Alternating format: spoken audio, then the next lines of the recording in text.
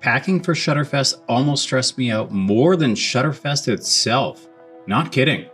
I was genuinely losing sleep over whether I could get the same quality of images I get from my home studio with a fraction of the gear in a space I had never been in, standing next to 40 other photographers all trying to do the same thing. So I made a decision, I picked a kit, I committed to it, and I flew to St. Louis. Here's what I brought and whether it was actually worth it. You're flying to a photography conference, you want to shoot well while you're there. You don't want to waste your money, but you have one carry-on and you're sharing a crowded studio space with 40 other photographers. You still need your lights, or at least you want them. You want your modifiers and a bag that doesn't make everybody hate you the second you walk in. Here's exactly what I brought, what worked, what I would ditch, and what options you actually have. So one of the big things I had to think about was travel. I lived pretty far away from St. Louis, so I knew I'd be flying, which meant everything had to fit into a backpack. For me, that was an easy choice. I went with the Peter McKinnon 35-liter bag. It fits in the overhead compartment, and I've literally taken it all over the world with my photography gear, so I trusted it right away.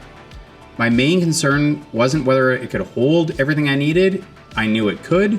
It was more about how practical it would be at the conference. Like, how much space does it take up? Am I going to be bumping into people all day? Is it too heavy to carry around nonstop? I didn't want to be that guy taking up way too much room. And yeah, it's not a small bag. It definitely has a big footprint.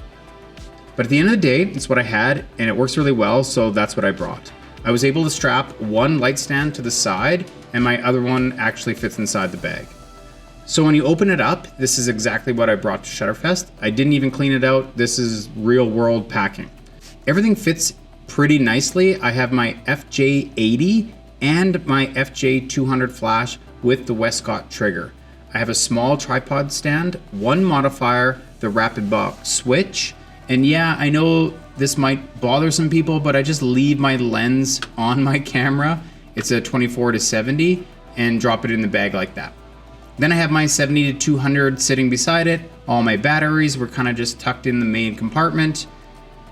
And that's how I do it. All my chargers and cables and random stuff went into the front pockets. Nothing fancy there. I did bring a whole bunch of lighting gels that fit into my lighting modifiers.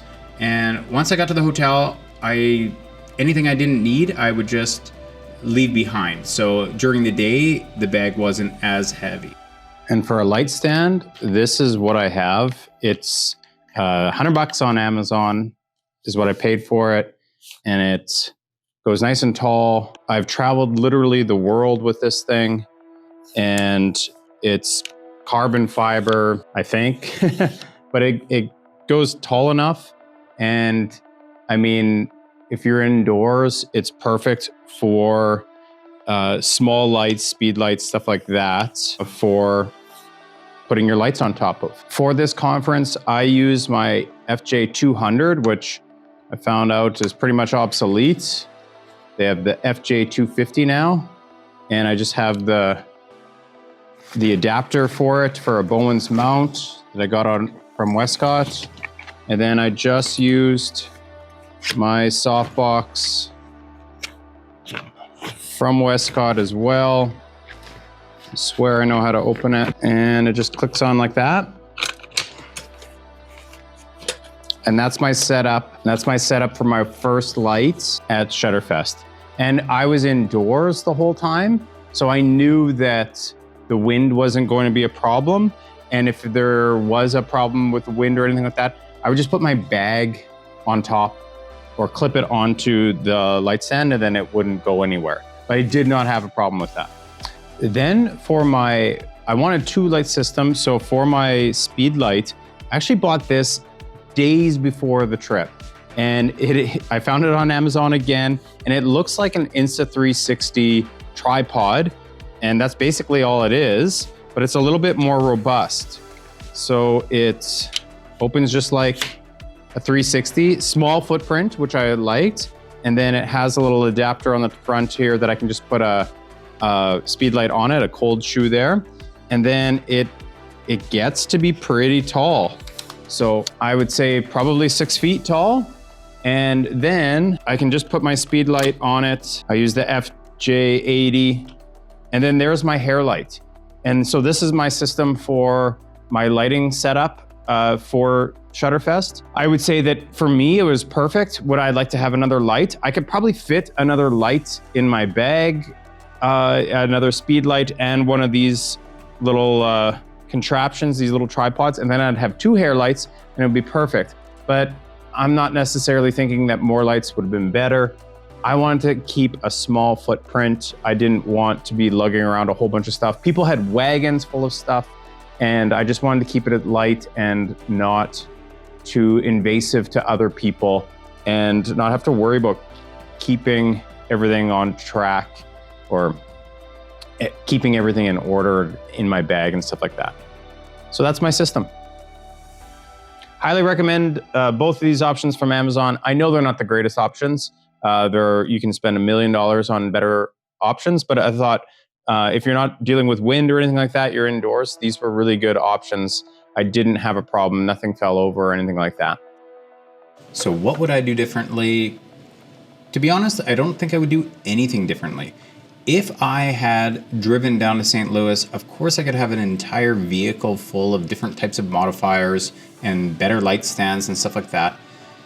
And I would have more options available to me, like a lot of other people did. A lot of people had carts and stands and various different types of modifiers and everything like that. And they probably drove, and it was probably very easy for them. Or they stayed in the hotel that the event was at, and it was very easy for them to just go up and change their modifiers. I didn't have those options, so I don't feel like I missed out on anything. Like I said, I probably could have fit in one more speed light and one more of those little stands, and then I would have had a 3-light option. I think I was able to get photos that I liked with my 2-light setup from this event. The key takeaways about this trip was the bag is not just about what fits, it's about how much space it takes up around you and how heavy it is to carry around all day long. You don't need to recreate your full home studio. Pick 1 or 2 modifiers that fit in your bag, and that'll give you a signature look, and leave the rest at home. You can just learn the concepts and do it at home. What is one piece of gear that you would not leave home without at a conference or a travel shoot? My name is Chris Hartman. I just finished Shutterfest 2026. I have other videos about Shutterfest, starting from the registration all the way to my final thoughts. So if you want to check those out, go ahead. I will link them to this video. If you're interested in watching videos like this or behind the scenes footage of my shoots, please consider subscribing, and I'll see you in the next one.